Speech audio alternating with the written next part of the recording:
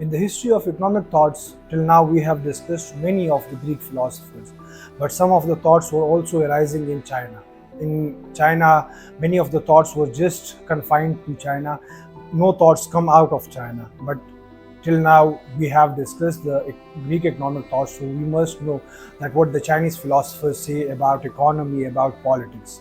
Now there were some main schools in the Chinese school of thought, that is, or in the China, that is mainly the legalists, the Confucians, and the Taoist. Now these three school of thoughts are mainly in between from 4th to 6th century BC.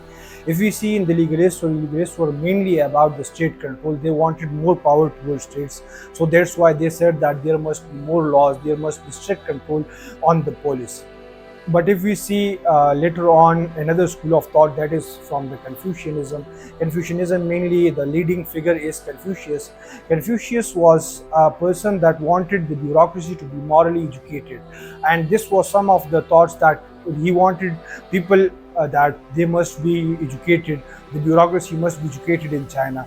Now this school of thought is somehow in the middle of the legalist and the Taoism. Taoism is mainly a more libertarian side, whereas legalist is a more state interventionist side. Later on, another school of thought, that is Taoism. Taoism, the main figure is Lao Tzu.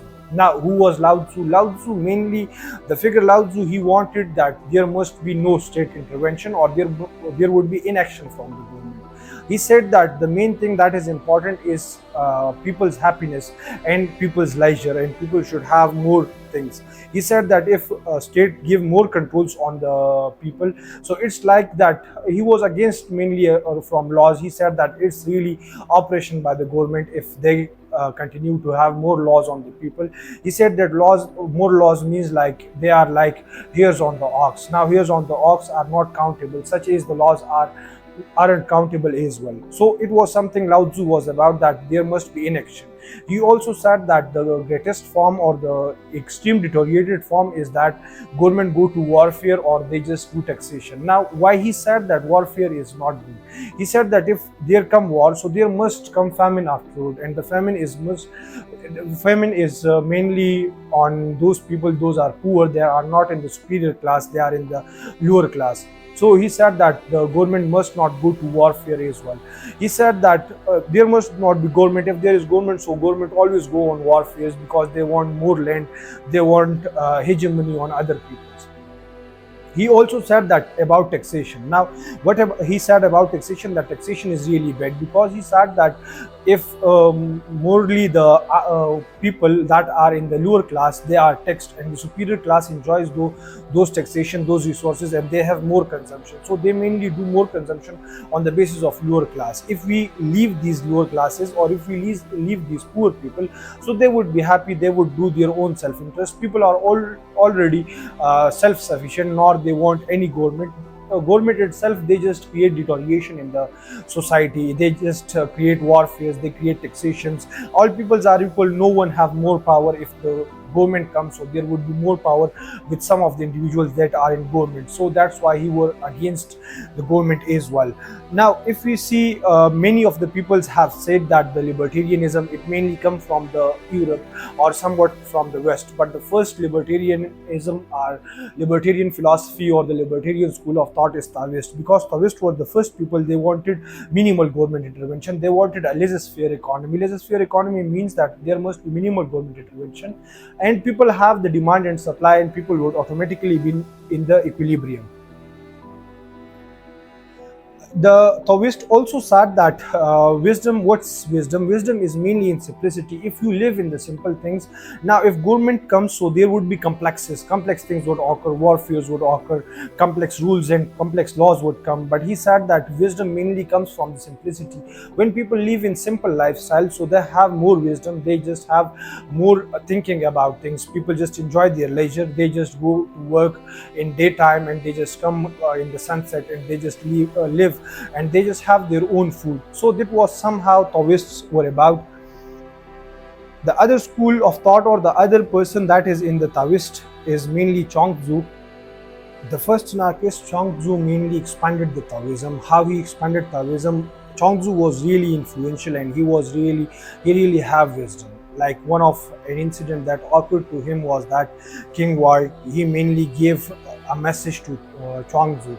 He said to Chuangzu that come and have the leadership or have some official status in the King Wai.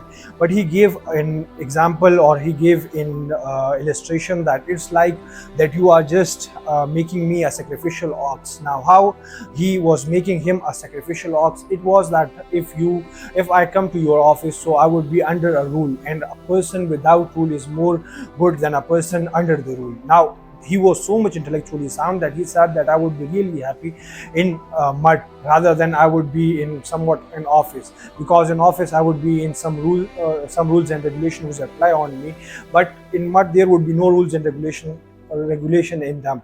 Now, he really valued freedom over prestige. Now, if we see, he mainly said that the governance must be laissez-faire. Laissez-faire means that there must be minimal government intervention. This was the philosophy of Changzu. Changzu mainly said that minimalist government is there. He said that government creates disruption in the economy or in the society. He said that rulers are like the robbers, because in earlier times there was no rulers, so there were no robbers. But now rulers comes and they just take the food from the people, they just tax people, they just have their own food from the common peoples. Now, this was somehow, he said that you must leave alone the mankind. Now, how should mankind should be alone? Because there should be no government, so mankind would be alone. Mankind could clothe himself, they can feed himself, they are self-sufficient. But the government, they are just robbers, they take resources from the peoples. Now, this was something Chuangzu was really attuned to, these kind of things. Chuangzu said that peoples are already in equilibrium. Now, these laws, these things, these mainly artificially make people in equilibrium, or they mainly constrain people artificially. Before laws, people were good, people were doing their own stuff, people were not quarreling with each other, and this was something that a stateless society can be imagined.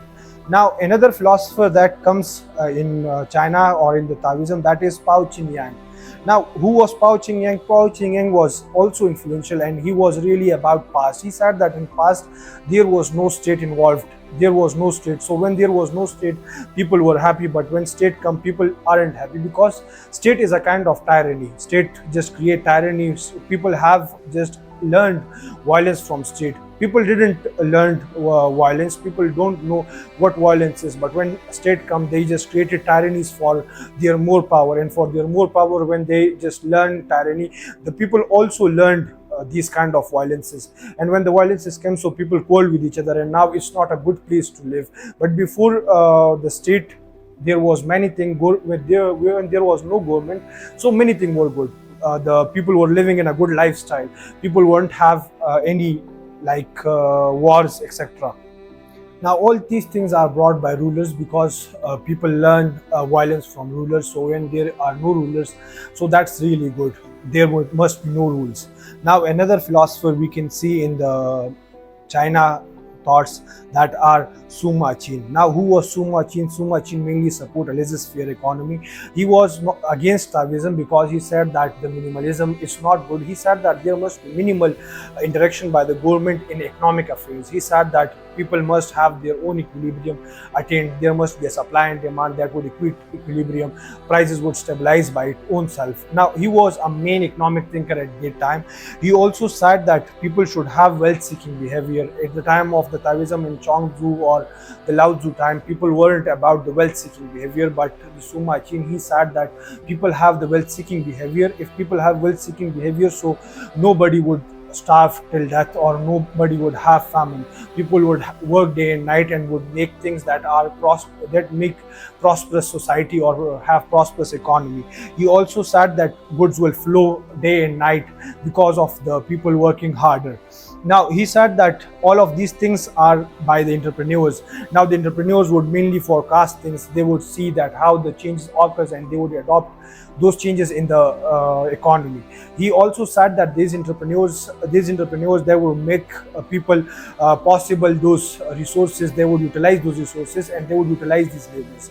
He was also the early monetarist. He also gave that the coin debasement, it's because that the government wants to harm people. Coin value decreases, debasement is mainly the decrease of the value of the coin. So he said that the coin debasement is because of government do it because they wanted to decrease the prices for the foreign countries so that people should buy more things. Now, why these Chinese school of thoughts are really relevant in nowadays?